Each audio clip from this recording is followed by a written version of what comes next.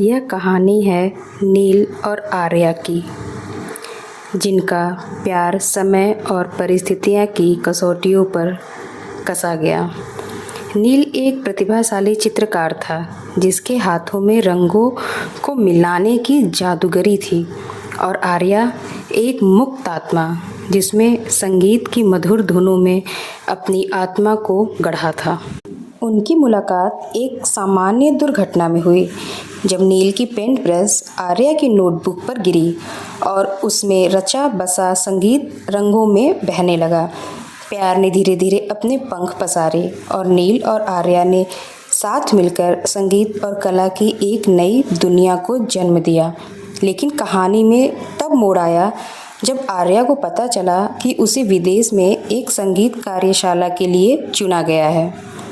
नील, जो अपने चित्रों में आर्या को ही चित्रित करता था, उसके लिए यह एक बड़ा धक्का था। वह जानता था कि आर्या का जाना उनके प्रेम की परीक्षा होगी।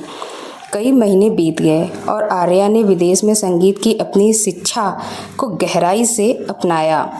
वही नील उदासी और अकेलापन महसूस करते हुए अपने चित्रों में वही प्रेम प्रकट करने की कोशिश कर रहा था, जो आर्या के सानिध्य में उसे महसूस होता था।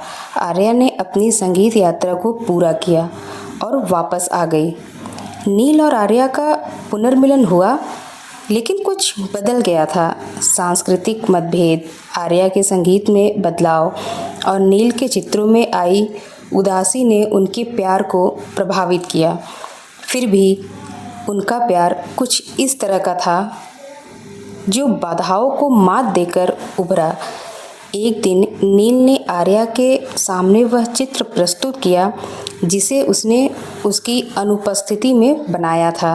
आर्या ने उसमें अपने लिए नील की गहरी उदासी और प्यार को महसूस किया। उसी पल आर्या ने एक ऐसी धुन बजाई जिसमें उसने अपने दिल के हर कोने से नील के प्रति अपने प्रेम को व्यक्त किया। संगीत और चित्रकला के माध्यम से उन्होंने एक संवाद स्थापित किया जहां शब्दों की जरूरत नहीं पड़ी।